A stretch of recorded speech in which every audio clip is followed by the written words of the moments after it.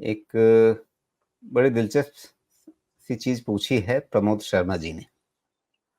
ये कह रहे हैं कि एक अच्छा प्रॉफ़िट दे रहे शेयर से निकल जाने की तकनीक क्या होनी चाहिए? जैसे इन्होंने कहा है कि बीएचईएल के इनके पास 531 शेयर हैं, 137 यानी ठीक-ठाक नीचे लिया हुआ है। तो और उसमें भी जब शेयर अपने पीक से काफ़ी नीचे आ जाए, मतलब ये है कि भई खरीदा हुआ तो नीचे है और बहुत ऊपर का पीक भी हमने देख लिया है। तो ये मतलब त्रिशंकु वाली स्थिति है। इस त्रिशंकु वाली स्थिति में जब आप हों, तो फिर क्या करना चाहिए? देखिए इसका कोई हार्ड एंड फास्ट रूल नहीं है, कोई ऐसा रिटन रूल नहीं है। लेकिन तरीके बहुत तरीके के हो सकते हैं। जब कोई भी पोज़ीशन लिया जाता है ना, तो उसके पीछे एक एनालिसिस होती है। या तो एनालिसिस फंडामेंटल हो सकती है या एनालिसिस टेक्निकल हो सकती है या दोनों का मिक्स हो सकता है। तो जिस तरह की एनालिसिस के बाद आप पोज़ीशन लेते हैं, आपको मोस्टली उस तरह की एनालिसिस ही यूज़ करनी चाहिए एग्ज़िट के लिए भी। फॉर एग्ज़ाम्पल मान लीजिए आपने फंडामेंटल एनालिसिस किया, कि ये कंपनी का, ये सेक्टर का ग्रोथ अच्छा है, ये कंपनी का ग्रोथ अच्छा रहेगा, ये इसके प्रोजेक्शंस हैं, इसके नंबर्स ऐसे आने चाहिए और वो नंबर जब तक आते रहें, तब तक आप उसको होल्ड कर सकते हैं। लेकिन इन जनरल ऐसा कहा जाता है कि 2 क्वार्टर का अगर खराबी हुआ रिज़ल्ट में तो मे बी एक वार्निंग सिग्नल हो सकता है। 2 क्वार्टर का रिज़ल्ट अच्छा रहा लगातार तो वो एक हो सकता है कि अच्छा सिग्नल है उस स्टॉक के लिए। तो उसके बेसिस पे भी आप अपना डिसीज़न ले सकते हैं। अदरवाइज़ जो अपने काफ़ी सारे पैरामीटर्स लगाए जा सकते हैं। आप उसमें डीएमए का पैरामीटर लगा सकते हैं, अगर आपको मीडियम टर्म का पोज़ीशन है, मान लेते हैं कि साल 2 साल का। 50 डीएमए के हिसाब से भी काम कर सकते हैं, लेकिन लंबा है आपका, अगर 3 साल, 4 साल, 5 साल का भी हो। 200 डीएमए के हिसाब से आप अपने प्रॉफ़िट को प्रोटेक्ट कर सकते हैं या आपको अगर कोई पैटर्न फ़ॉलो करते हैं जो मंथली या वीकली बेसिस पे कुछ अच्छा पैटर्न नज़र आता है, वो फ़ॉलो कर सकते हैं। तो उसके बेसिस पे प्रोटेक्ट कर सकते हैं। अगर कुछ नहीं समझ में आता है, तो सबसे अच्छा तो होता है जनरल रूल। पैसा आप टारगेट जो भी स्टॉक खरीदते हैं, उसके पहले तो एक टारगेट रिटर्न देखना ही पड़ता है। कोई प्रोजेक्शन से देख सकते हैं, फंडामेंटल से या कोई प्राइस प्रोजेक्शन से देख सकते हैं, टेक्निकल से। उस प्राइस प्रोजेक्शन जो आपको चाहिए, वहाँ तक जाके कम से कम अपना कैपिटल निकाल लीजिए और मान लीजिए वहाँ जाके आपका मन बदल जाता है कि यहाँ से चीज़ें और अच्छी हो रही हैं और अच्छा हो सकता है।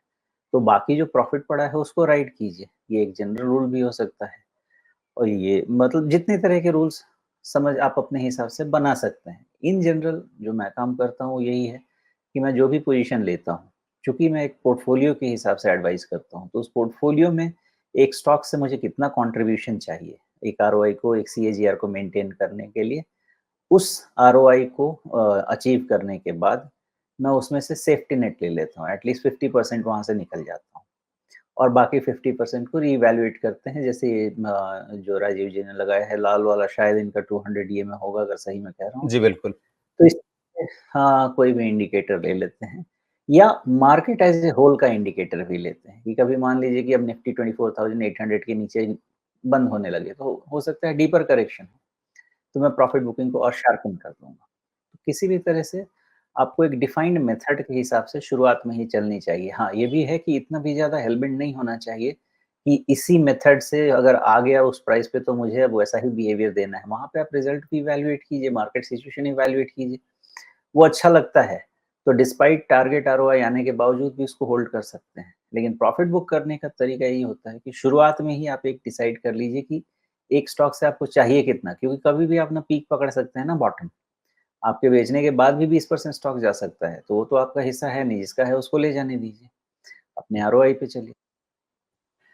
बिल्कुल, अब जैसे बीएचईएल का ये उदाहरण इन्होंने लिया है, 137 अगर मुझे ठीक से याद है, वो उनका खरीद भाव है। तो खरीदने का भाव तो इनका अच्छा था अगर अ, जो प्रदर्शन है उसके हिसाब से देखें।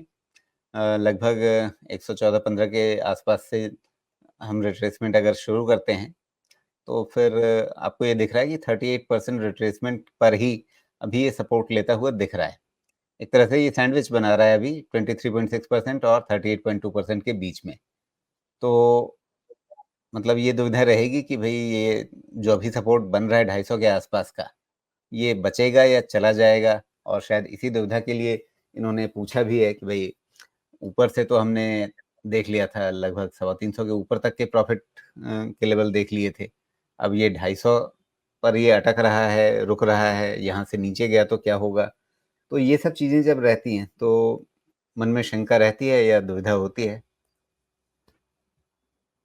देखिए, अगर बीएचईएल की आप पर्टिकुलर बात पूछ रहे हैं, तो सेफ्टी थ्योरी यही कहती है कि एक बारी इसने 200 डीएमए तो टेस्ट कर लिया।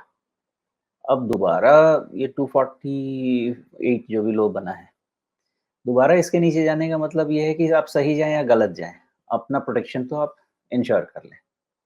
तरीका यही कहता है कि फिर से दोबारा 200 डीएमए के नीचे जा रहे हैं, इसका मतलब देयर इज़ समथिंग अ, जो कि अभी बाकी है करेक्शन में। और दूसरा बीएचईएल में दिख भी यही रहा है कि इसने जो लोअर हाइज़ बनाए हैं, जो 290 पे हाई है, ये अब 290 के ऊपर जब तक क्लोज़ नहीं हो जाए, तब तक अब इसका ट्रेंड रिवर्सल होगा नहीं। तो आपके पास एक कम से कम प्राइमरी ना सही, जो इंटरमीडिएट ट्रेंड है, वो तो डाउन दिख रहा है।